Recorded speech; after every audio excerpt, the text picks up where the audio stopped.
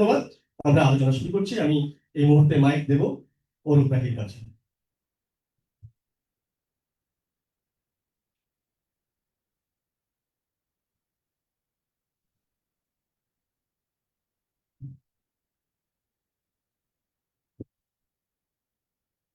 শুভেচ্ছা সবাইকে।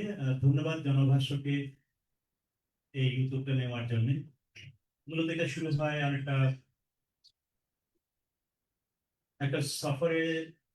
আমি এবং বাকি বিল্লাহ একসঙ্গে ছিলাম জনভাষ্যের অন্যতম সংগঠন রাজশাহীতে এই অভ্যুত্থানের পর পরে। তো সেখানে আমাদের দিনভর রাতভর আড্ডার মধ্যে এই আলাপটা উঠে আসে যে একটা গণ অভ্যুত্থান হইল, কিন্তু এই গণ অভ্যুত্থান যে কর্তৃত্ববাদ ফ্যাসিবাদের বিরুদ্ধে ঘটল, কিন্তু এই গণ অভ্যুত্থান থেকে আমরা কিভাবে একটা মানে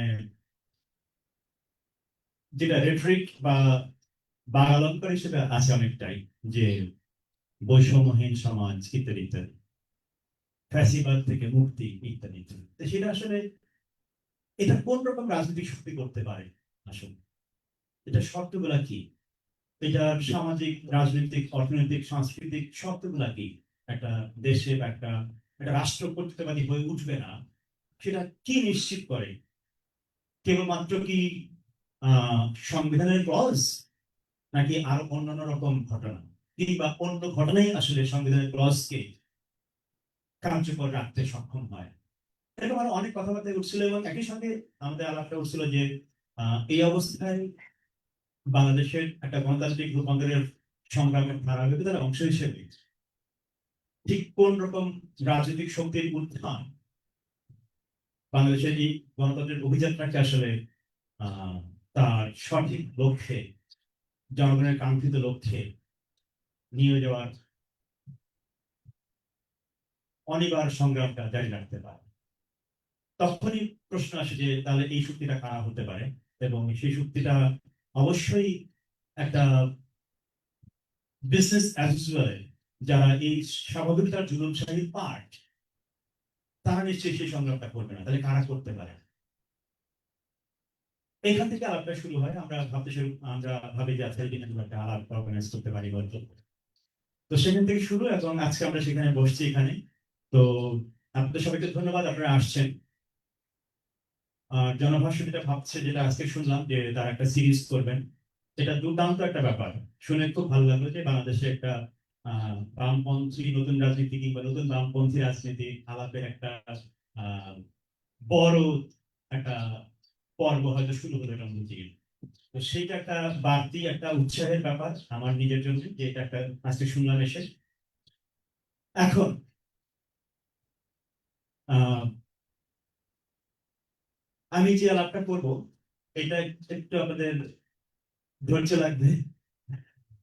আহ প্রথম পর্বের আমার আলাপটা হয়তো 30-40 মিনিটের মতন আপনাদের কষ্ট করে শুনতে হবে। তারপরে আমরা বাকিদের আলাপ শুনবো আরো, এবং তখন যদি আমার এনগেজ করার থাকে বাকিদের সঙ্গে, সেটা আমি বলবো। আর আপনারা তো আপনাদের কথা বলবেনই।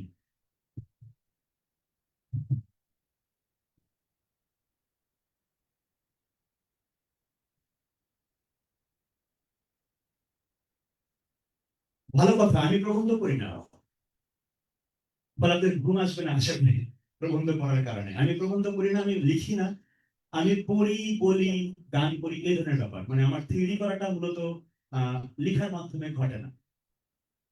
সেই জায়গা থেকে আমি আপনাদেরকে প্রবন্ধ করে শোনাবো না। আমি আমার কিছু যে নোট রাখছি, সেই নোটগুলো বেসিক্যালি আমার আলাদা রেফারেন্স, যে আমি কি কি প্রসঙ্গে কথা বলতে চাই বা কোন কোন প্রশ্ন তুলে দিতে চাই আপনাদের ভাবার জন্য।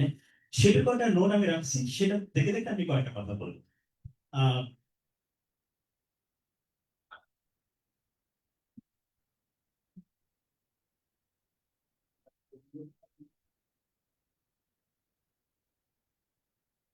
কনটেক্সট একটু বলছি যে আমাদের বাংলাদেশের এই কনটেক্সট, এই প্রেক্ষিত গণ অভ্যুত্থান মাত্র হয়েছে,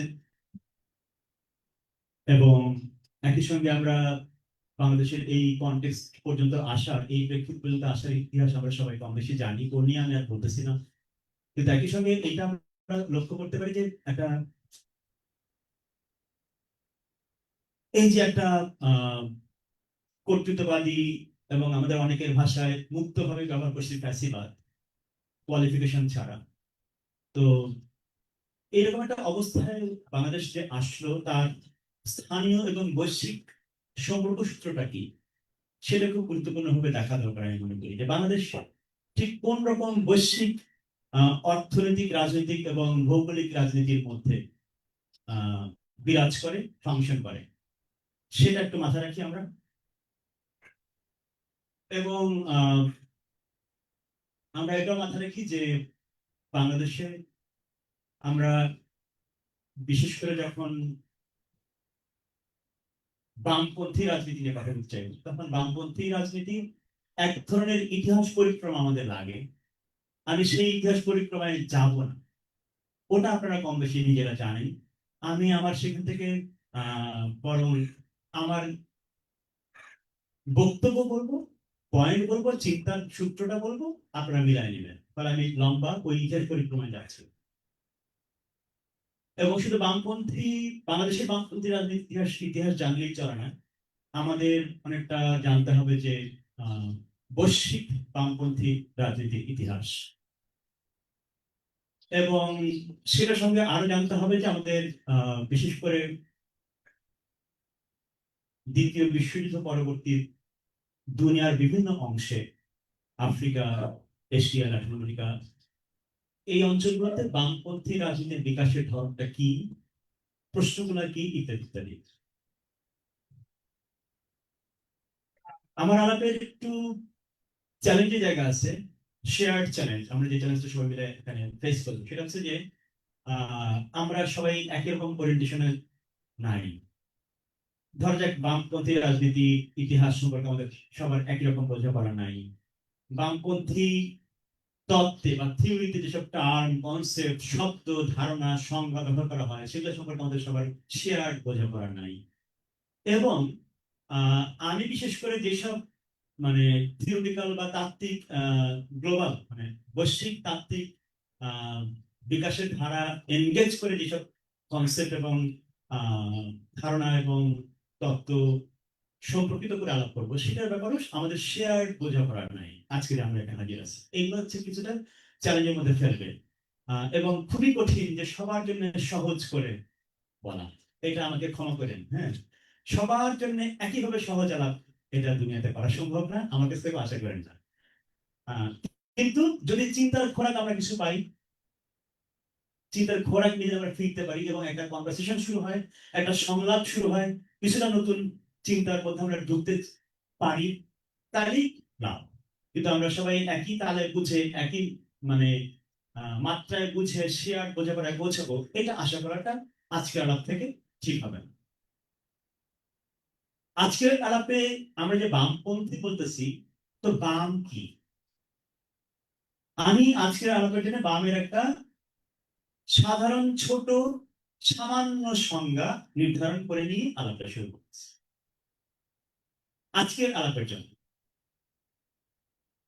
সেটা হচ্ছে যে বাম তারা আধুনিক দুনিয়ায়, আধুনিক দুনিয়ায় কথাটা ব্যবহার করলাম আমি, আধুনিক দুনিয়ায় বাম তারা যারা পুঁজিতন্ত্র, পুরুষতন্ত্রকে প্রতিরোধ করতে চায়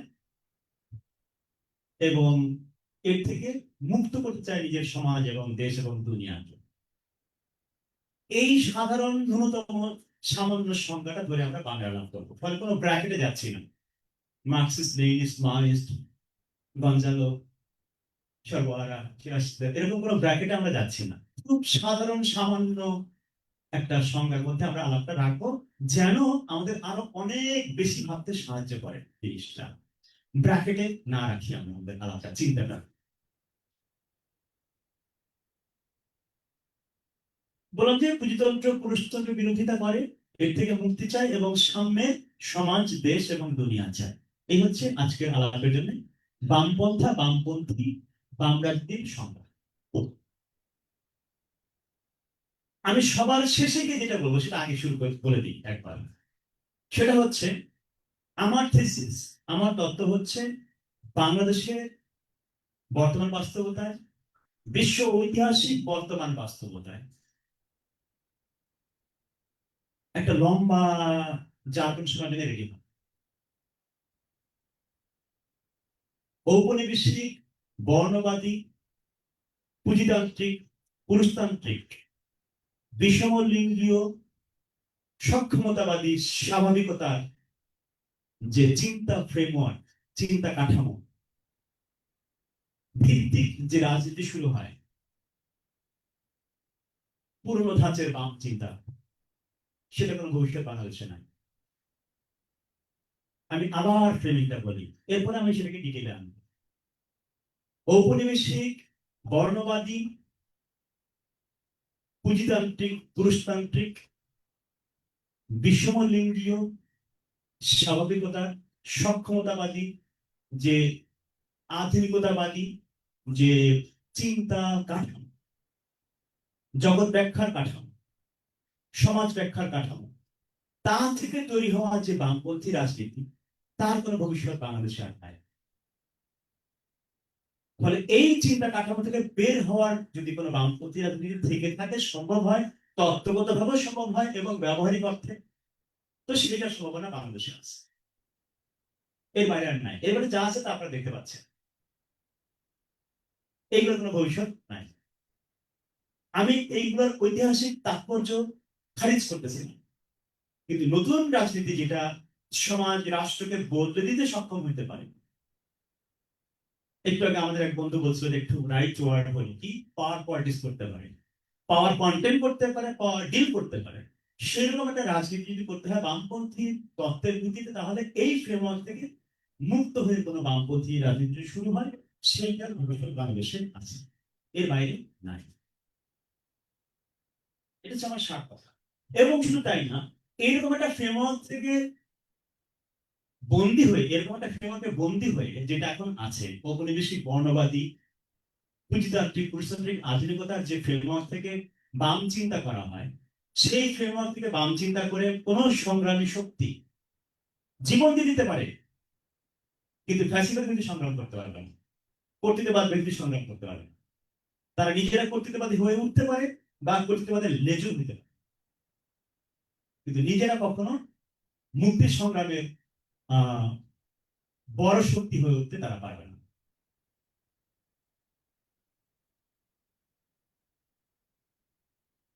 কেন আমি বলতেছি যে আজকে আলাপটা সমাজতাত্ত্বিক আলাপ? এটা খুব জরুরি একটা জিনিস, যে বিশেষ করে আধুনিক দুনিয়ায় যে বামপন্থী রাজনীতি বলে আমরা যে জিনিসটাকে দেখি, পুঁজিবাদ, সাম্রাজ্যবাদ বিরোধী রাজনীতি, সেটা দাঁড়ায় থাকে সমাজ, দেশ, দুনিয়ার বিশেষ ধরনের ব্যাখ্যার উপরে। আমরা যার নাম শুনে আসছি, আমরা সবাই জানি, সেটা হচ্ছে যে মার্ক্সবাদ, এবং এগুলোর এক্সটেনশন হিসেবে ডান দিক ও ঐতিহাসিক বস্তুবাদ ইত্যাদি। এবং তারপরে আরো ওরকম লেজ লাগতে থাকবে, মাওয়িস্ট নাকি ইত্যাদি ইত্যাদি। কিন্তু এই সবকিছুর একটা ভিত্তি হিসেবে কাজ করে সমাজকে বোঝার জন্য কি পদ্ধতি তারা অ্যাপ্লাই করে, প্রয়োগ করে। আমরা জানি মার্কসিস্টরা মার্কসিজম অ্যাপ্লাই করে, ডায়ালেকটিক ম্যাটেরিয়ালিজম অ্যাপ্লাই করে, ঐতিহাসিক বস্তুবাদ অ্যাপ্লাই করে। আমি এগুলোকে এক ধরনের চলতি অর্থে গ্রহণ করে আমি এটাকে আপাতত ব্যবহার করলাম। আমি এগুলোর সঙ্গে যে একমত কি দ্বিমত সে আলাপ করতেছি না, আমি বলতেছি যে এটা হচ্ছে বামপন্থী সমাজতত্ত্বের প্রধান অ্যাপ্রোচ, এবং এই অ্যাপ্রোচ থেকে তারা সমাজকে বুঝে, সমাজকে ব্যাখ্যা করে তার রাজনীতি সাজায়। সমাজ বোঝে, রাষ্ট্র বোঝে, রাজনীতি বোঝে, সংস্কৃতি বোঝে, ইতিহাস বোঝে, সবকিছু বোঝে এই ফ্রেমওয়ার্ক। এই ফ্রেমওয়ার্কটা যে সমস্তটা করে, যে সমস্তটা দাঁড়ায়, মানে যে সমস্তটার উপরে দাঁড়ানো এই মার্কসিস্ট সমাজ ব্যাখ্যার পদ্ধতি, কাঠামো, সেটা কিছু আপনারা গ্রহণ করতে রাজি নাও থাকতে পারেন, কারণ ধাক্কা লাগতে পারে, কারণ বেয়াদবি লাগতে পারে। এই সমস্তত্বের ট্র্যাডিশনটা, তার ঐতিহাসিক বহু রকম অবদান এবং ভূমিকা সত্ত্বেও দাঁড়ানো হচ্ছে একটা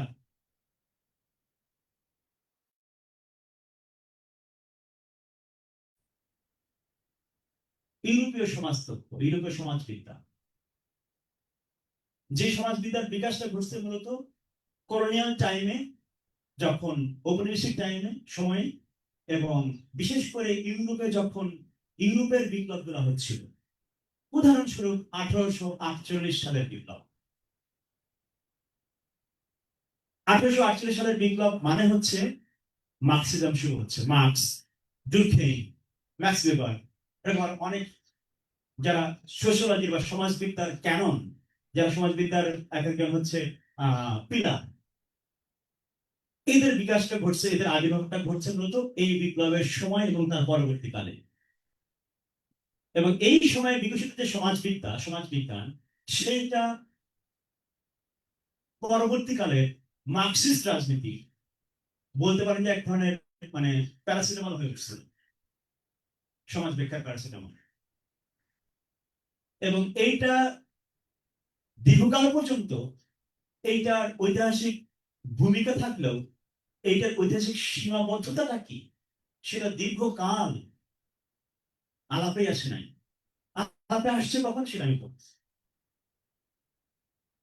আপনার মনে থাকবে মার্কসরা যখন ইন্টারন্যাশনাল যুক্ত, সেই সময়ে উপনিবেশিত সমাজগুলিতে উপনিবেশ বিরোধী সংগ্রাম, দাস বাণিজ্য যেখানে হচ্ছে, দাস ব্যবস্থা যেখানে আছে, স্লেভারি, ইন্ডাস্ট্রিয়াল স্লেভারি, ইন্ডাস্ট্রিয়াল স্কেলের স্লেভারি, এবং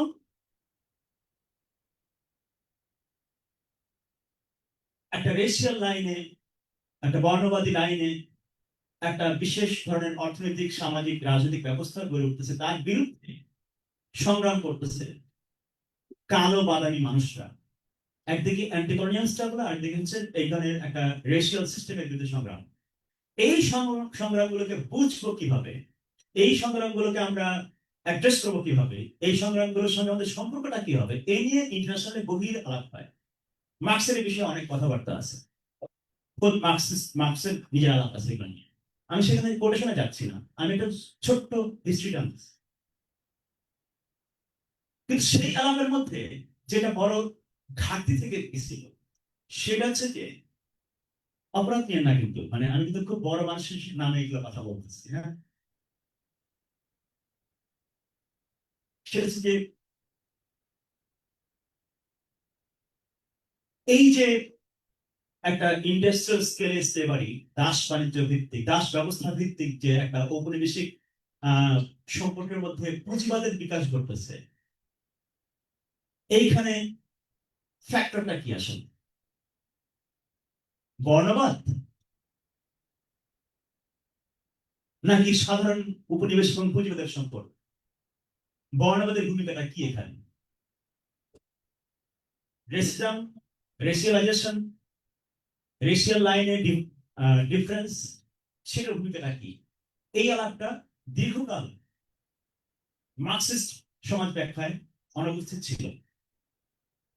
শুধু তাই না, উপনিবেশিত সমাজগুলিতে সমাজগুলির ব্যাখ্যা কিভাবে হবে, বিশেষ করে from within Marxist tradition, Marxist ট্র্যাডিশনের মধ্যে থেকেই উপনিবেশিত সমাজকে কি করে ব্যাখ্যা করতে হবে, এই নিয়ে বিপুল এবং গভীর প্রশ্ন এবং আন্দোলন শুরু হয় একটা। এর কারণ কি ছিল? এর কারণ এটা ছিল, সেটা আমি জবানি দিয়ে বলতেছি, সেটা বরং আমি অন্যের জবানি দিয়ে বলি, আমার জবানি থেকে না বলি। এটা আমি ফানোর, ফ্রান্স ফানোর নাম আপনারা শুনছেন তাই না? ফ্রান্স ফানোর নাম আমি এখানে তুলতে চাই।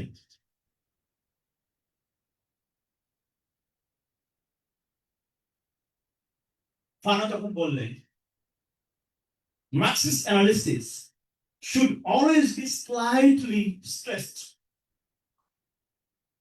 every time we have to deal with the colonial problem.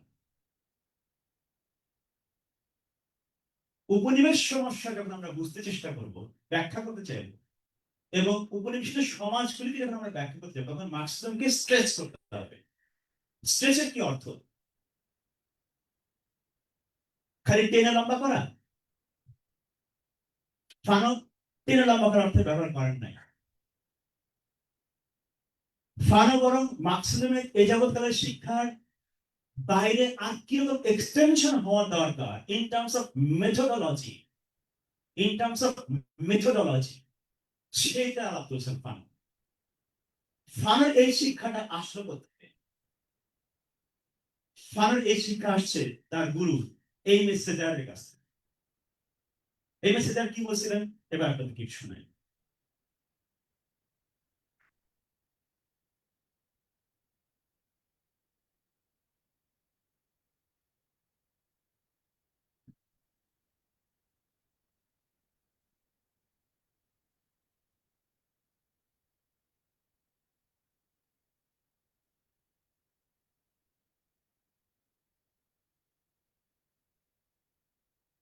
আমি মুখে মুখে বলি, আমি প্যারাটা খুঁজে পাচ্ছি না, যে এই মেসেজার ছিলেন কমিউনিস্ট পার্টির সদস্য। উনি বলতেছিলেন যে যেই আহ, যেই থিওরি, মানে মার্কসিস্ট থিওরি, যে মার্কসিস্ট থিওরি আমার সংগ্রাম করতে সাহায্য করে না, থিওরির যে অ্যাপ্রোচ, থিওরির যে ধরনের অ্যাপ্লিকেশন আমার সংগ্রামকে সাহায্য করে না, আমি সেই থিওরি ব্যবহার করব না। আমি প্রয়োজনে থিওরির নতুন বিকাশ ঘটাবো। বলতে পারেন যে এমি সেজারের কাছ থেকেই এই পরবর্তীকালে ফানো এটাকে আর এক্সটেন্ড করেন। কি বলেন তিনি? তিনি বললেন যে করণীয় প্রবলেম বুঝতে হলে আমাদেরকে মার্কসিজমকে স্ট্রেচ করতে হবে। কি সেই স্ট্রেচ দেখেন, আমি সেটা উদাহরণ দিয়ে বলতেছি। উনি বললেন যে করণীয় সমাজগুলোতে, উপনিবেশিত সমাজগুলিতে, আপনারা তো সবাই বেজ এবং সুপার স্ট্রাকচারের ডিবেটটা জানেন, আলথুসার, আমি এগুলো যাচ্ছি না। হ্যাঁ, উনি বলেন যে উপনিবেশিত সমাজে সুপার স্ট্রাকচারই বেসকে না রাখে। কারণ উপনিবেশ একটা পাওয়ারের ফর্ম নিয়ে হাজির হয়, একটা ইডিওলজি নিয়ে হাজির হয়, ওটা বাদ বাকি জিনিসকে নাড়াতে থাকে, রিওরেন্ট করতে থাকে, রিস্ট্রাকচারিং করতে থাকে। দেখেন তাহলে আমাদের অর্থোডক্স মার্কসিস্ট, মানে ধরেন লুকাসিয়ান বা আরো যারা যারা ছিলেন, তারা কিন্তু এতদিন এটা বলেন নাই। তারা বলতেছিলেন যে বেজ এবং সুপার স্ট্রাকচার, ফানাবিলিটিকে জাস্ট উল্টে দিলেন। ফলে এটা মেথোডোলজিক্যাল শিফট। এই মেথোডোলজিক্যাল শিফট শুধুমাত্র এমএসিডার এবং ফানাবিলিটি মানে স্থির থাকে নাই।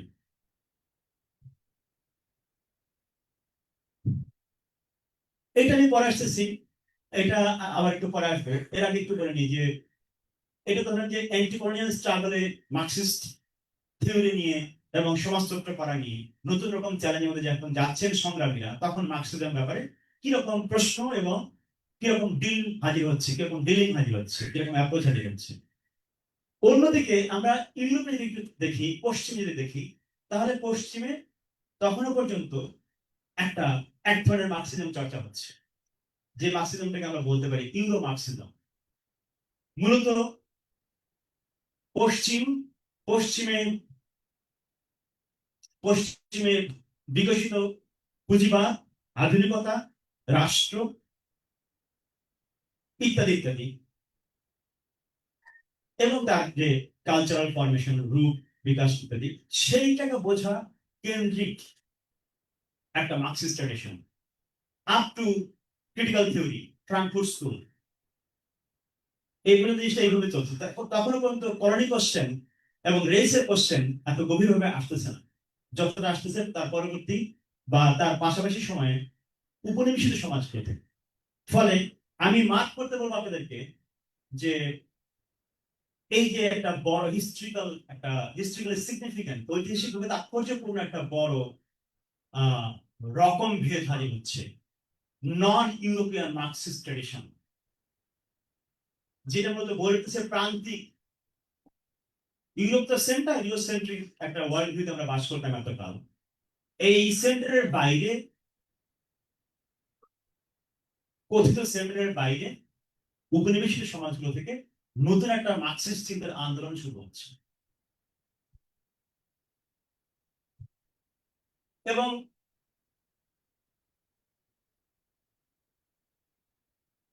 এইটুকু থাকুক, আমি শুধুমাত্র ফানো এবং সেজারের নাম বলছি। এরকম আরো আরো গোটা 50 নাম আমরা বলতে পারি, সময় হবে না, আমি সব নাম আনবো না। শুধুমাত্র এরকম থিওরিস্ট না, সেজার তো কবি, দার্শনিক এবং পলিটিশিয়ান, ফলে এরকম আরো বহুমাত্রিক লোকজন ছিলেন সেই সংগ্রামে। কিন্তু এরকম আরো বহু মানুষ, বহু নেতৃত্ব, বহু সংগ্রামী, বহু সংগঠন, বহু পার্টি, তারা নন ইউরোপিয়ান কনটেক্সটে মার্কসিস্ট সমাজতত্ত্ব করার চ্যালেঞ্জ, ঝুঁকি এবং সাহস দেখাচ্ছেন তারা। এরপরে আমরা একটু, যেহেতু আপনারা আলথুজার এগুলো জানেন, গ্রামসি জানেন, আমরা এখান থেকে টেনে একটু অন্য জায়গায় এবার শিফট করি। সেটা হচ্ছে যে এই জগৎকালের সমাজতত্ত্ব, যেটা কিনা মূলত কয়েকটি জিনিসের উপরে নির্ভরশীল ছিল। এক, বিশেষ করে এনলাইটেনমেন্ট, পশ্চিমা এনলাইটেনমেন্ট, আলোকায়ন প্রকল্প, সেইটা ভিত্তিতে গড়ে ওঠা সমাজ এবং বিশ্ববিখ্যাত, সেটা থেকে হেগেল পর্যন্ত একটা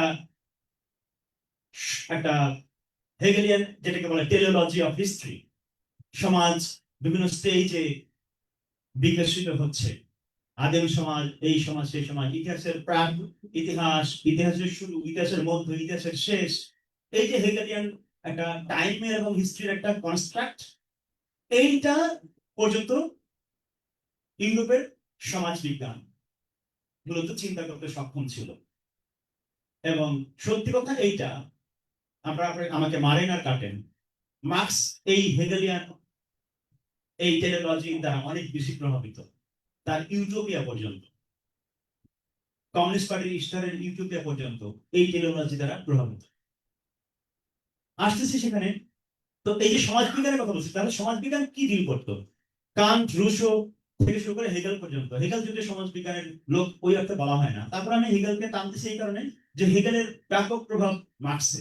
সেই কারণে সমাজবিজ্ঞান তখন কি লাভ করে? সমাজবিজ্ঞান লাভ করে হচ্ছে যে মানুষ একটা রেশনাল বিং, রিজন ভিত্তিক আমরা একটা নতুন সমাজ, ইতিহাস এবং দুনিয়া সৃষ্টি করতেছি এনলাইটেনমেন্টের মধ্যে থেকে পাওয়া রিজনের প্র্যাকটিস, রিজন বেসড সমাজ, এবং সেখানে ইন্ডিভিজুয়াল সমাজ, প্রপার্টি রিলেশনশিপ, এইগুলোর মধ্যে নতুন রকম চেঞ্জ, এবং সেই চেঞ্জের নাম হচ্ছে ফ্রম ট্রেডিশন টু মডার্নিটি।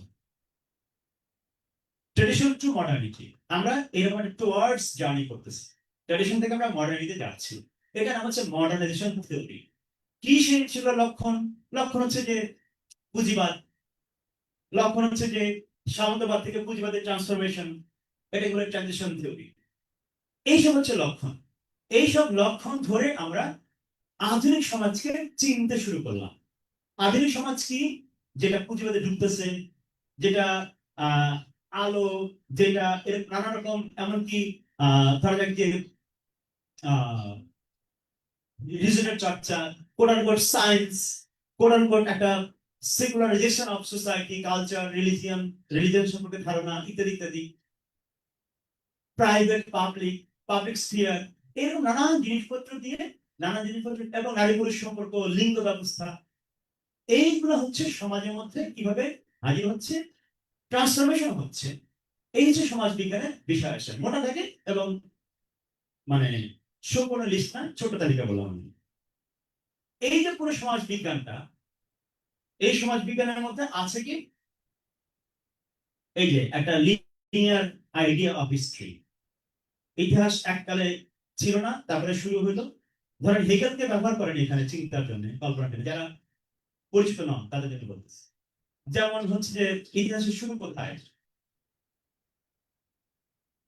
ইতিহাসের মধ্য কোথায়, ইতিহাসের শেষ কোথায় হবে? ইউরোপে ইতিহাসের শেষ হবে। তো এই যে ইতিহাসের, এবং আফ্রিকা অন্ধকারে, আফ্রিকা একটা অন্ধকার এলাকা, এশিয়া অর্ধেক উঠতে লাগছিল চৈতন্য, কিন্তু সেটা আর ওঠে নাই, বিকশিত হয় নাই। ইউরোপে সেটা এমার্জেন্স করছে স্পিরিটে, এবং ইউরোপে এটা সবচেয়ে বিকশিত অবস্থায় আছে। ফলে ইউরোপ হচ্ছে হিস্ট্রিতে আছে, বাকি হিস্ট্রিতে নাই। এই হচ্ছে হেগেলের হিস্ট্রি প্রকল্প। ফলে টাইম হিস্ট্রি একটা, এই আইডিয়াটাই মূলত মডার্ন ইউরোপিয়ান সোশিয়োলজি ব্যবহার করে আসছে এতকাল। মডার্নাইজেশন থিওরি বলতে এইটা। তো পরবর্তীকালে মানে এই মার্ক্স পর্যন্ত সময়ের চিন্তা দ্বারা প্রভাবিত মার্ক্সিস্ট চিন্তা, সকল পার্টি, আমভাবে বলতেছি সকল পার্টি এরকম একটা মডার্নাইজেশন থিওরি ভিত্তিক সমাজ প্রকল্প নিয়ে সমাজ ব্যাখ্যা করে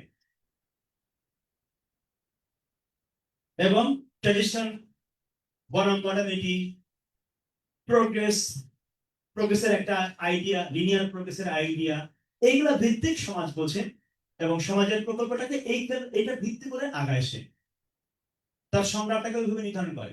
যেখানে আপনারা দেখবেন যে যারা বিশেষ করে গণতান্ত্রিক বিপ্লবের থিওরি জানেন আপনারা, তাই না? এখানে গণতান্ত্রিক বিপ্লবের থিওরির লাইনের লোক কারা কারা আছে? বাংলাদেশে গণতান্ত্রিক বিপ্লব দরকার, এটা কারা কারা আছে? আচ্ছা, অসুবিধা নেই, হাত তুলতে হবে না। তো গণতান্ত্রিক বিপ্লব মানে কি? পুঁজিবাদ করতে হবে। পুঁজিবাদ বিকশিত হয়নি, পুঁজিবাদ করতে হবে, তাহলে আমরা আরো আধুনিক পেলাম। এই ছিল গণতান্ত্রিক বিপ্লবের লাইন সংক্ষেপে। আর সমাজতন্ত্র কি? পুঁজিবাদ হয়ে গেছে, এখন সমাজতন্ত্র করব। দুইটাই প্রগতিবাদী, দুইটাই মডার্নিস্ট, কিন্তু দুইটা স্টেজ আলাদা করে। এটা হচ্ছে স্টেজ থিওরি। আমরা কোন স্টেজে আছি? ফিউডাল নাকি সেমি ফিউডাল নাকি ক্যাপিটালিস্ট নাকি ইত্যাদি ইত্যাদি, এই স্টেজ।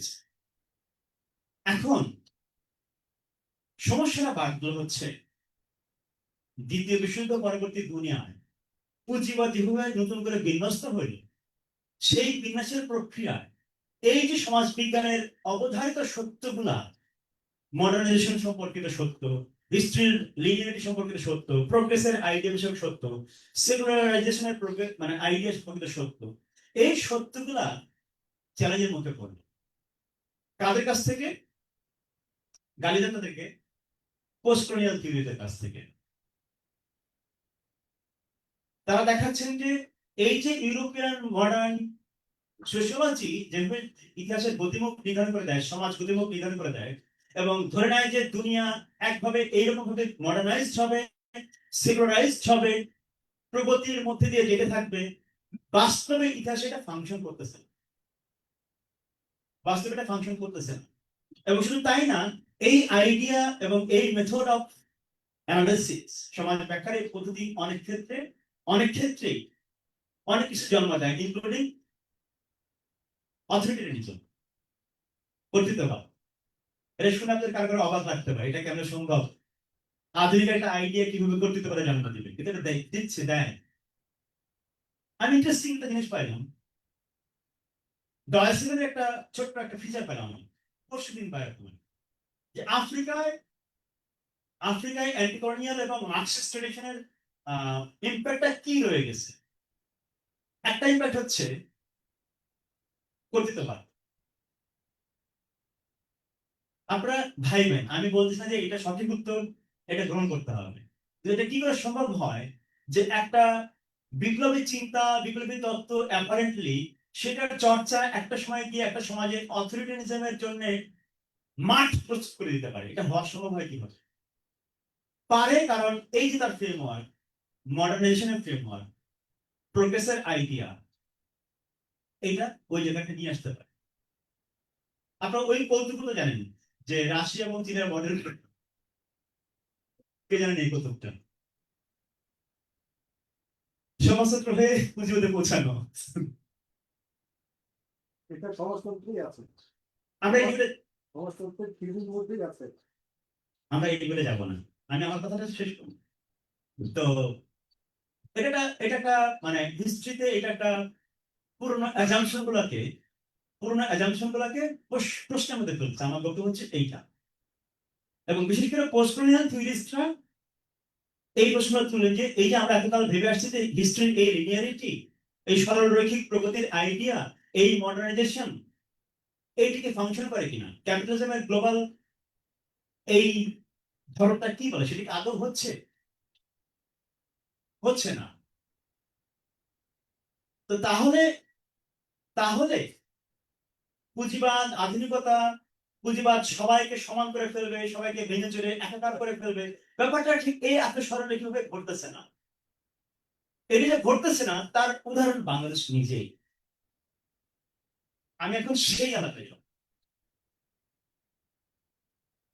এর মধ্যে আর একটা ছোট নোট দিয়ে রাখবো, সেটা হচ্ছে যে এই যে পুঁজিবাদ যে টিকে থাকে, ফাংশন করে, পুঁজিবাদ নিজেকে সাস্টেইন করায়, টিকায় রাখে, সেইটার ক্ষেত্রে কোন কোন রকম সম্পর্ক সূত্র কাজ করে। বিশেষ করে ফেমিনিস্ট চিন্তার ইন্টারভেনশনটা এখানে বলাটা খুব বেশি জরুরি। তারা বিশেষ করে রিপ্রোডাকশনের যে প্রসেস, কেয়ারের যে প্রসেস, কেয়ারের যে সিস্টেম, সেইটা কি করে কেন মার্কসিস্ট অ্যানালিসিসে এতকাল হাজির ছিল। Unpaid labour, care, reproductive process, এই যেগুলো কেন গড় হাজির ছিল, এবং এতে করে সমাজ ব্যাখ্যার ক্ষেত্রে একটা এক ধরনের প্র্যাকটিক্যাল লেন্সের সমাজ ব্যাখ্যা, এবং পুঁজিবাদের মধ্যে এই যে নন মেল যাবতীয় মানুষদের একটা অনুপস্থিত দেখতে পাওয়া, এটা একটা গভীর লিমিটেশন ছিল মার্কসিস্ট ট্র্যাডিশনের মানে মধ্যে। সেটা নিয়ে প্রশ্ন উঠছে। আমি এই আলাপে এখন বড় করে যাচ্ছি না, কিন্তু আমাদের পরবর্তী আলাপে সেটা আসবে। আমি আলোচনা মাঝখানে আছি, বেশি সময় নিয়ে যাচ্ছি না, কিছু তো করার নাই, একটু তো আলাপ করতে হবে না। তো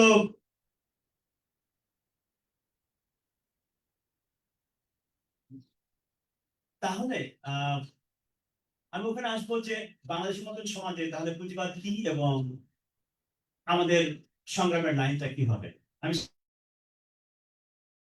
সেখানে আসবো। সেটা আমার আলোচনার শেষ অংশ। আমি তার আগে আরো কয়েকটা নোট দিয়ে রাখতেছি যে এই যে ইউরো মার্কসিস্ট ট্র্যাডিশন, এইটার বাইরে দুনিয়ায় কিভাবে নতুন ধরনের মার্কসিস্ট চিন্তার উন্মেষটা ঘটতেছে, সে জায়গার পর থেকে শুরু করে এখনো পর্যন্ত, সেইখানে এই বিশেষ করে পোস্ট কলোনিয়াল থিওরি, যারা এই হিস্ট্রি মডার্নাইজেশন থিওরি এইগুলাকে প্রশ্নের মুখে ফেলতে সক্ষম হয়েছেন, এবং প্যাট্রিয়ার্কাল আইডিয়া অফ সোসাইটি, মানে প্যাট্রিয়ার্কাল কি বলে যে পুরুষতান্ত্রিক যে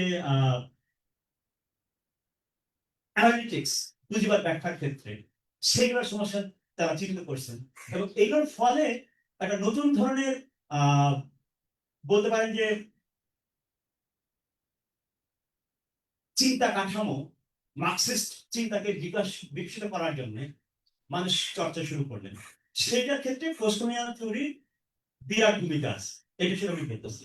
আরো কয়েকটা ছোট ছোট ঘটনা বলি, তারপরে আমি এই মার্কসিস্ট চিন্তার একদম কন্টেম্পোরারি জায়গায় আমি আসবো। সেটা হচ্ছে যে একটা চিন্তা হচ্ছে যে সাবার্টান স্কুল, আপনার এটা সঙ্গে বেশি পরিচিত, আমি এই ধরনটা দিচ্ছি। সাবার্টান স্কুলের ক্ষেত্রে যেটা ঘটছে যে আমাদের মধ্যে সমাজে, ভারতবর্ষের মধ্যে সমাজে ইতিহাসকে কি করে বোঝা হয়েছে, পুঁজিবাদকে মানে উপনিবেশকে কি করে বোঝা হয়েছে, তার যে এযাবৎকালের ইউরোসেন্ট্রিক বোঝাপড়া, আধুনিকতাবাদী বোঝাপড়া, পশ্চিমা আধুনিকতাবাদী বোঝাপড়া, সেটার একটা চ্যালেঞ্জ তারা করছে। অন্যদিকে ল্যাটিন আমেরিকা অঞ্চলে থিওরিজের একটা মুভমেন্ট, একটা তত্ত্বের, একটা দর্শনের একটা আন্দোলন হয়েছে। তাদের নাম হচ্ছে কলোনিয়ালিটি মডার্নিটি স্কুল। তারা মনে করেন যে এই যে মডার্নিটি আলাপ করতেছি আমরা এতকাল, এইটা মূলত কলোনিয়াল, এবং এই কলোনিয়াল মডার্নিটি বা ঔপনিবেশিক আধুনিকতা, সেটা দুনিয়ার অনেক কিছু অ্যাজ ইট ইজ থাকার জন্য, বহাল থাকার জন্য ভূমিকা পালন করে।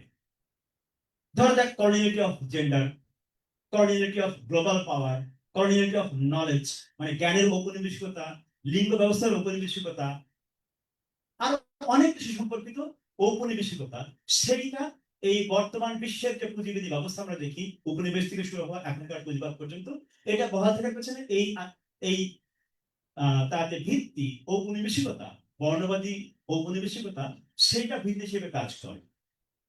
এতগুলি আন্দোলন, এতগুলি তাত্ত্বিক আন্দোলন এবং ব্যবহারিক সংগ্রাম, সেইগুলো থেকে গত কয়েক দশকে দুনিয়াব্যাপী মার্কসিস্ট চিন্তার মধ্যে নতুন বলতে পারেন যে একটা বড় ধারা প্রবাহ শুরু হয়েছে। আমরা সেটা ছোঁয়াটা পাই নেই, সেটা আমাদের আগ্রহের অভাবে হোক, নানান কারণে হোক, কিন্তু বড় বেশ কিছু বলতে পারেন যে ধারা প্রবাহ গড়ে উঠছে, এবং সেটা এখনো প্রবাহমান।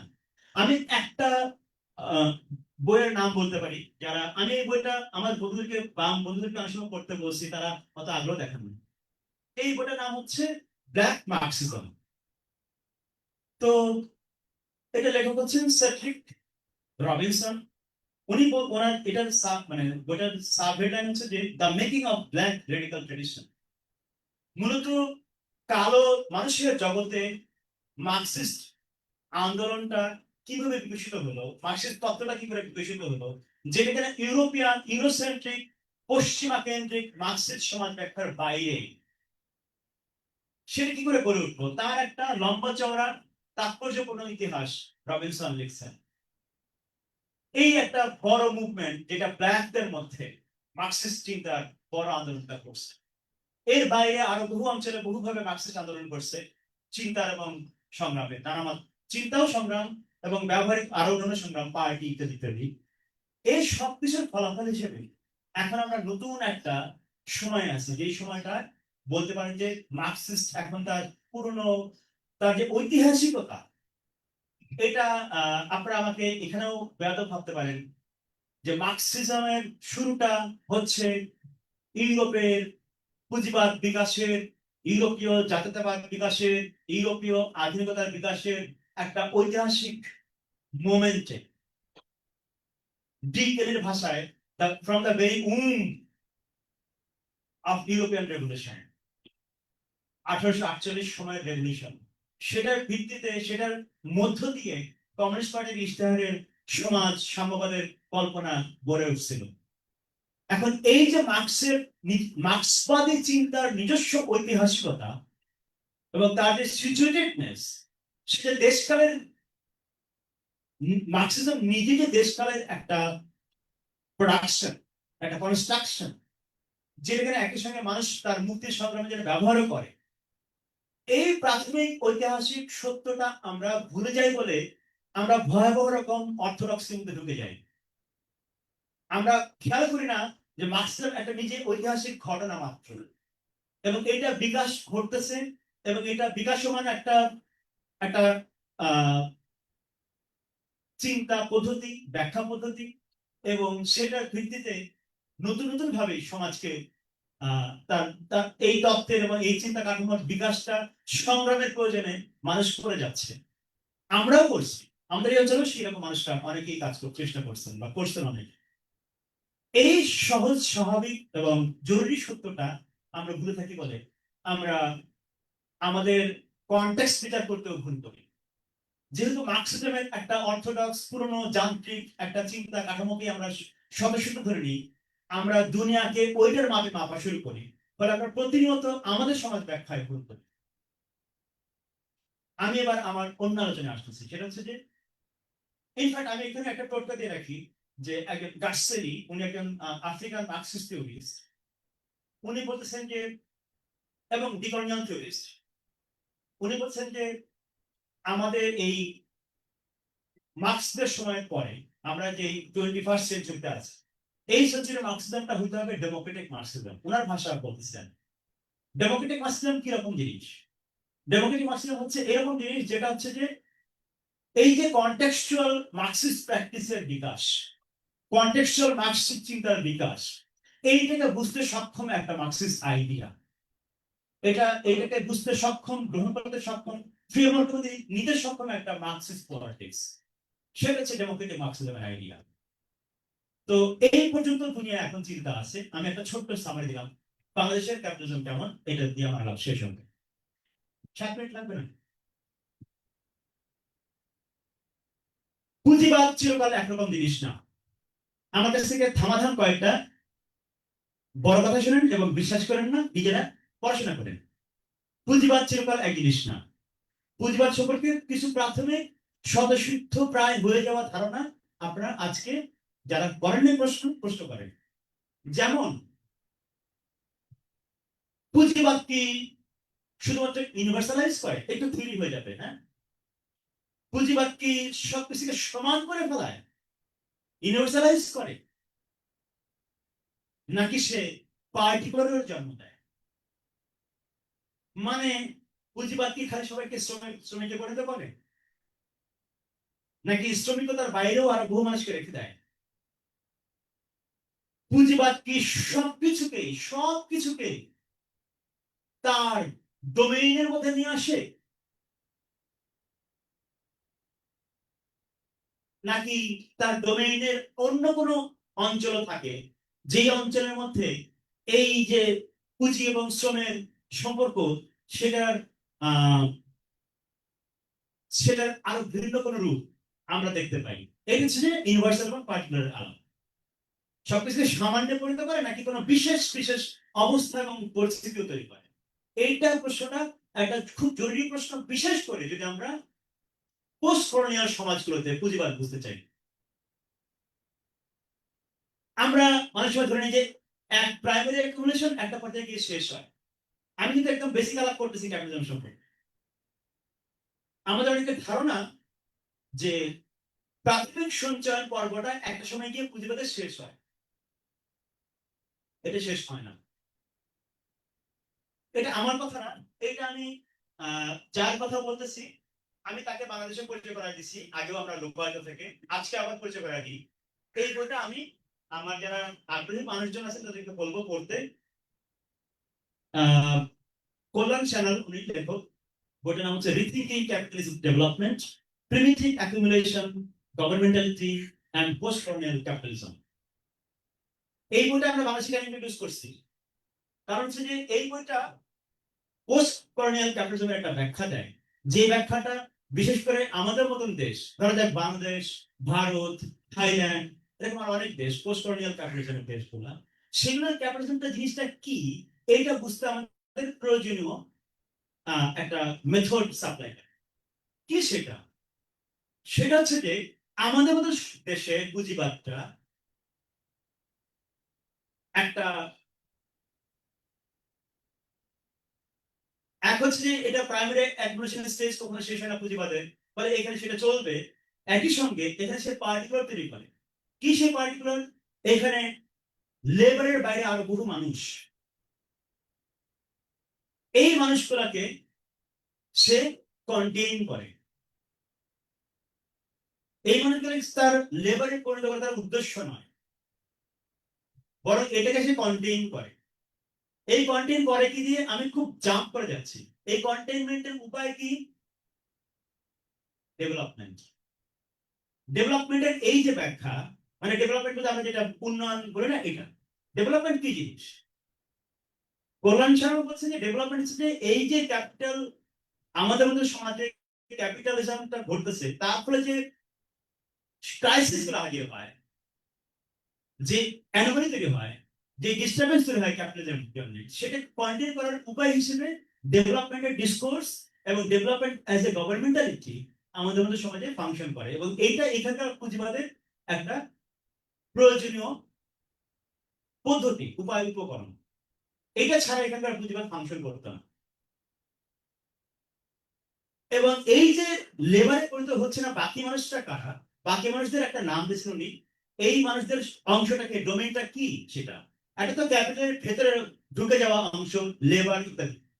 এর বাইরে মানুষদের উনি বলছেন যে এই এই অংশটার নাম হচ্ছে need economic space, need economic community. Need ইকোনমিটা কি? যারা কোনো মতে খেয়ে পরে বাঁচে, এবং সেই খেয়ে পরে বাঁচানোর দায়িত্বটা রাষ্ট্র ক্যাপিটালের হয়ে পালন করে। এই নিড ইকোনমিক ডোমেইনটা এইখানকার মতন পুঁজিবাদে পোস্ট ক্যাপিটালিস্ট, পোস্ট কলোনিয়াল ক্যাপিটালিজমের পার্ট। ব্যাপার এমন নয় যে পুঁজিবাদ এখানে এই নিড ইকোনমির এলাকাটা উড়ায় দেবে, এটা হবে না। বরং এখানে এই নিড ইকোনমি বা সাবসিস্টেন্স ইকোনমির অঞ্চলটাকে পুঁজিবাদ বহাল জমিতে রাখবে। এই যে রাখার কাজটা, এটা সে কি করে করবে এবং অ্যাকুমুলেশন প্রসেসটা কিভাবে জারি রাখবে, এটা সংকট মেটাতে পারে না বলেই এখানে কর্তৃত্ববাদ এবং আমাদের প্রচলিত ভাষায় ফ্যাসিবাদ হাজির হয়। আমি একটা আলাপ ঘোষণা করছি যে rule by law, not rule of law. Rule of law, কিন্তু তার বেসিসটা হচ্ছে রুল বাই ল। এই রুল বাই ল, এই রুল বাই লটা ব্যবহার করছে আমাদের রাষ্ট্র কেন? এই পার্টিকুলার ফর্ম অফ ক্যাপিটালিজমের জন্য। এখন তাহলে আমাদের ক্যাপিটালিজমের মধ্যে এই যে, এবং এটাই ক্যাপিটালিজম। যদি এখন আমরা সেই বিপ্লবের লাইনে আলাম যে গণতান্ত্রিক বিপ্লব করবেন নাকি সমাজতান্ত্রিক বিপ্লব করবেন, আপনার ক্যাপিটালিজম কেমন তার উপর নির্ভর করে। যেই ক্যাপিটালিজম আমরা এতকাল ভেবে আসছি সবাইকে লেবারে পরিণত করবে, সেটা বাংলাদেশে হতে যাচ্ছে না, অন্তত সেরকম ফ্রেমওয়ার্ক থেকে আমরা বুঝতে চেষ্টা করলে। তাহলে এইরকম সমাজে যেখানে লেবার এবং নন লেবার দুটো ডোমেইন থাকতেছে, এই দুটো ডোমেইন সহই এটা ক্যাপিটালিজম। এটা ক্যাপিটালিজম হওয়ার আর অপেক্ষা করার কিছু নাই যে আমরা ইউরোপের মতন ক্যাপিটালিজম হব, আমরা আমেরিকার মতন ক্যাপিটালিজম হব। ব্যাপারটা সেরা বলছে না, ওটার মতন হওয়া ক্যাপিটালিজম হওয়া লাগবে না। এটা ইটসেলফ ক্যাপিটালিজম, যে ক্যাপিটালিজম এই নিড ইকোনমিক ডোমেইনটাকে সে তার পার্ট করে নিয়ে এটাকে গভর্ন করে এবং পুরো ক্যাপিটাল রাষ্ট্রের মিডিয়েশনের মধ্যে দিয়ে এই অবস্থাটাকে রিপ্রোডিউস করায় একটা ক্যাপিটালিস্ট অর্ডারকে। ফলে এখানে full fledged western mode of capitalism, western form of capitalism সেটা আমরা দেখতে যাচ্ছি না। ফলে এটা ইটসেলফ একটা ক্যাপিটালিজমের বিশেষ ধরন, এটাই ক্যাপিটালিজম। তো তা যদি হয় তাহলে আপনার সংগ্রামের লাইন কি হবে? আপনার সংগ্রামের লাইন হবে এই ক্যাপিটালিজমকে আপনার চ্যালেঞ্জ করতে পারার একটা লাইন। আপনি এটার নাম দিতে পারেন সমাজতান্ত্রিক বিপ্লব, আপনি এটার নাম দিতে পারেন গণতান্ত্রিক বিপ্লব। এই নামে কিছু এসে যাবে না, কারণ ব্যাপার আরো নতুন ঘটনা ঘটছে। সেটা হচ্ছে এই ক্যাপিটালিজম দুনিয়ায় ছিল না, এটা দুনিয়ায় পোস্ট কলোনিয়াল রাষ্ট্রগুলোর ক্ষেত্রেই সত্য। এই ক্যাপিটালিজম বাইরের দুনিয়ায় নাই, ইউরোপে নাই। আমাদের এই সমাজের এই ক্যাপিটালিজমের এগনেস্টে আপনি কিরকম সাম্য, কিরকম বৈষম্যের রাজনীতি হাজির করবেন সেটা আপনাকে এখন ঠিক করতে হবে আপনার দেশকাল সমাজ বাস্তবতায়। এইটা আমাদের একটা নতুন চ্যালেঞ্জ দেয় যে তাহলে আমাদের সংগ্রামটা কি সংগ্রাম হবে। অবশ্যই আমরা পুঁজিকে, পুরুষতন্ত্রকে চ্যালেঞ্জ করব, সেটা আমাদের প্রধান রাজনীতি। এইটা কিভাবে সম্ভব, যেহেতু এখানে টিপিক্যাল অর্থে সমাজতন্ত্রের আরেকটা মানে ইউরোপিয়ান সোশ্যোলজি, বিশেষ করে মার্কসিস্ট সোশ্যোলজির অর্থোডক্স বা পুরনো প্রাচীন ধারায় ছিল যে ক্লাসের আইডিয়া, ক্লাস দিয়ে সবকিছুকে ব্যাখ্যা করা, এটাকে বলে ক্লাস রিডাকশনিজম। ক্লাস রিডাকশনিজমে আপনি এই ব্যাখ্যা খুঁজে পাবেন না। এখানে বহু রকম নন ওয়ার্কিং ক্লাস কমিউনিটি এখানে থাকবে। এই মানুষগুলোকে আপনি এনগেজ করবেন কিভাবে, সেটা আপনার আপনার ফ্রেমওয়ার্কে, বিশ্লেষণের ফ্রেমওয়ার্কে থাকা লাগবে। এটা আপনার সমাজবিদ্যার চ্যালেঞ্জ। একরকম মানুষকে আপনি একসঙ্গে সংগঠিত করতে পারেন কোন রকম তাত্ত্বিক ফ্রেমওয়ার্ক মার্কসিস্ট ট্রেডিশনের মধ্যে, সেটা আপনাকে ভাবতে পারতে হবে। যেটা ক্যাপিটালিজম চ্যালেঞ্জ করবে, এই ক্যাপিটালের বিশেষ অর্ডার চ্যালেঞ্জ করবে, এবং লেবার এবং নন লেবার দুই রকম মানুষকে একই সঙ্গে আপনার এই রাষ্ট্র, এই পুঁজিবাদ, এই প্রশ্নটিকে উৎখাত করার সংগ্রাম বহাল রাখতে পারবে। এটা কোন রকম রাজনৈতিক সংগ্রাম হতে পারে? সেটা নাম আপনি সাম্যবাদ দেন, পুঁজিবাদ দেন, মানে সমাজতন্ত্র দেন, কমিউনিজম দেন, খুব বেশি কিছু এসে যাবে না, কারণ ফ্যাক্ট রিমেইনস এটা নতুন ক্যাপিটালিজম। আমার প্রস্তাব হচ্ছে আমাদের একটা একটা পপুলার সভরেনিটি ডেমোক্রেটিক পলিটিক্স। হতাশ হলেন অনেকে, কোথায় সমাজতন্ত্র সমাজ শুনবো? এখানে সমাজতন্ত্র সংগ্রাম এইটা, আমাদের একটা পপুলার সভরেনিটি ডেমোক্রেটিক পলিটিক্স লাগবে। যেই পপুলার সভরেনিটি ডেমোক্রেটিক পলিটিক্স এই ক্যাপিটালের বিশেষ ধরনকে চিনতে সক্ষম এবং এইটার সাপেক্ষে যে রাষ্ট্র বহাল থাকে, এইটা যেই রাষ্ট্র মিডিয়েশনে চলে, এটা যে রাষ্ট্র ম্যানেজারিয়াল এবং অ্যাডমিনিস্ট্রেটিভ এবং গভর্নমেন্টের রোলটা প্লে করে দেয় ক্যাপিটালের হয়ে, সেই রাষ্ট্রকে চিনতে হবে এবং সেটার জন্য আপনার প্রয়োজনীয় রাজনৈতিক মডেল আপনাকে ভাবতে পারতে হবে। সেটা অবশ্যই কোনো না কোনো ফর্মের ডেমোক্রেটিক স্ট্রাগল, এবং এই ডেমোক্রেটিক স্ট্রাগলটা আগের যে কোনো রকম ডেমোক্রেটিক স্ট্রাগল থেকে আলাদা হবে, কারণ এবার সে এই ক্যাপিটালিজমের বিশেষ ব্যাখ্যা নিয়ে এবার সংগ্রামটা করে। সে পশ্চিমা মডেলের ক্যাপিটালিজমের অপেক্ষাও করে না, সে পশ্চিমা মডেলের ওয়ার্কিং ক্লাসের অপেক্ষাও করে না, সে পশ্চিমা মডেলের সমাজতান্ত্রিক বিপ্লবের কল্পনা যেটা, সেটা অপেক্ষাও করে না। সে এই পার্টিগুলোকে বুঝতে চেষ্টা করে। এই সামান্য এবং বিশেষের নতুন একটা জ্ঞানতাত্ত্বিক চ্যালেঞ্জ আমাদের সামনে হাজির করে আমাদের বাংলাদেশের বাস্তবতা। একটা ছোট পয়েন্ট বলে শেষ করতেছি, আমার আলাপ শেষ। সেটা হচ্ছে যে ছোট নোটটা আমি আলাপ শেষ করলাম না, আমি জাস্ট বন্ধ করে দিলাম। সেটা হচ্ছে যে আইডেন্টিটি পলিটিক্স এর কি হবে। এই যে আমরা একটা রাইটিং এমার্জেন্স দেখতে পাচ্ছি, এটা কি হবে? আমরা এই লোকাল থেকে আগ্রহ তুলছিলাম, আমরা বলছিলাম যে আমাদের মধ্যে সমাজে আইডেন্টিটি পলিটিক্স এর একটা এখানকার ভিত্তিক কারণটা কি? সেটা হচ্ছে আমাদের পার্টিকুলার ফর্ম অফ ক্যাপিটালিজম, আমাদের পার্টিকুলার ফর্ম অফ আমাদের বোঝাপড়া অফ কালচার, অফ রিলিজিয়ন, ধর্ম সম্পর্কে, সমাজ সম্পর্কে, সংস্কৃতি সম্পর্কে আমরা এতকাল যেভাবে বুঝে আসছি, ওই যে যেটা আমি শুরুতে বলছিলাম যে একটা পশ্চিমা বর্ণবাদী জ্ঞান কাঠামো ভিত্তিক সমাজ বিজ্ঞান, মডার্নিটি, সেকুলারাইজেশন, প্রোগ্রেস, এই ফ্রেমওয়ার্ক থেকে আমরা যে ধর্ম বুঝে আসছি, কালচার বুঝে আসছি, সেইখান থেকে আমাদেরকে বের হওয়ার সংগ্রামটা করতে হবে। এই সংগ্রামটা না করতে পারলে আমরা সকল মানুষকে আদার করতে থাকবো। এবং এই যে মার্কসিস্ট, পুরোনো মার্কসিস্ট একটা অডাসিটি, পুরোনো মার্কসিস্ট বললাম কিন্তু আমি, পুরোনো মার্কসিস্ট অডাসিটি যে মানুষের কোরআনকোট ধর্মীয় এক্সপ্রেশনকে সংস্কার, সুপারস্টিশন, কুসংস্কার, পিছিয়ে থাকা, বর্বরতা, অসভ্যতা, মূর্খতা, এইগুলো ভেবে আসতে অভ্যস্ত হয়েছি আমরা, এটাকে একদম ছাঁটাই বিদায় করতে হবে।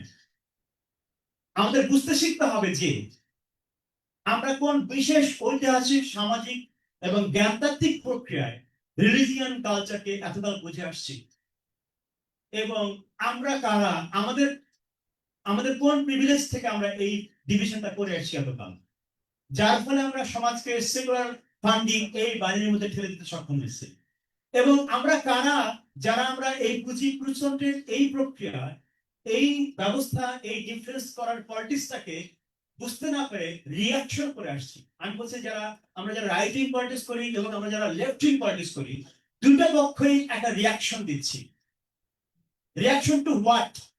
রিয়াকশন টু এই কলোনিয়াল, মানে ঔপনিবেশিক বর্ণবাদী একটা পুঁজিবাদী একটা ব্যবস্থা, সেটাকে একটা প্যাসিভ রিয়াকশন এক ধরনের, আর হচ্ছে এক ধরনের অ্যাক্টিভ রিয়াকশন, কিন্তু মূলত রিয়াকশন। আমরা মূলত স্বাধীন সত্তা হিসেবে চিন্তা করছি। ফলে আমরা সেকুলার বনাম ফান্ডি এই বোঝা করতেছি, ধর্ম এবং প্রগতি এই বাইরে করতেছি, বিজ্ঞান বনাম ধর্ম বাইরে করতেছি। এর বাইরে বের হয়ে একটা নতুন ধরনের একটা, আমার আজকের জন্য একটা টেকনিক্যাল একটা টার্ম, সেটা হচ্ছে বহু সত্য একসঙ্গে ধারণ করতে সক্ষম একটা জ্ঞানতাত্ত্বিক পরিকাঠামো। আপনারা যারা সপ্তভঙ্গি ন্যায়ের আইডিয়া জানেন কি? সপ্তভঙ্গি ন্যায় আমাদের এই অঞ্চলের একটা এপিস্টেমিক একটা জ্ঞানতাত্ত্বিক একটা কাঠামো, যে সত্য বহুভাবে হাজির থাকতে পারে। এক, দুই হচ্ছে যে সত্য বহুভাবে আমরা বুঝতে পারি। ফলে রিয়েলিটির পারসেপশন, এক্সপিরিয়েন্সের ফ্রেমিং, সেটা আমাদের ডিফারেন্সটা হয় কেন সেটার ক্ষেত্রে সেটার দিকে তাকানো। এমন ভাবে নয় যে আমি মার্কসিস্ট ডায়ালেকটিক ম্যাটেরিয়ালিস্ট, আমি জগতের সব জ্ঞানে বুঝতে পেরেছি এবং ও যে জানে ও জানাটা ইনভ্যালিড। এই প্রিভিলেজ, এই অডাসিটি থেকে বের হওয়া দরকার। এটা একটা বেয়াদবি। ফলে আমি একটা আদবের প্রস্তাব করতেছি। আদবটা কি? যে একটা মাল্টি অন্টোলজিক্যাল অ্যাপ্রোচ, সমাজ, সংস্কৃতি, ধর্ম এগুলো বোঝার জন্য।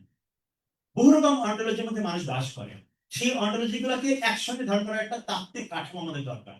সেটা ধারণ করতে পারলে আমরা সবাইকে একটা সংগ্রামের কমন সূত্রে আনতে পারি, যেটা কিনা এক্সিস্টিং যে অপ্রেসিভ জুলুমশাহী, যেটা পুঁজিবাদ, পুরুষতন্ত্র, ঔপনিবেশিকতা, এই সব কিছু থেকে মুক্তির সংগ্রামটা করতে পারি। ফলে মোদ্দা কথা দাঁড়ালো এই, আমাদের একটা গভীর ভাবে আমাদের জ্ঞানতাত্ত্বিক এবং সমাজতাত্ত্বিক একটা দিক উপনিবেশন দরকার হবে, যদি আমরা শুধু ধরনের বামপন্থী রাজনীতি করতে চাই। আর আমাদের ইউটোপিয়াটা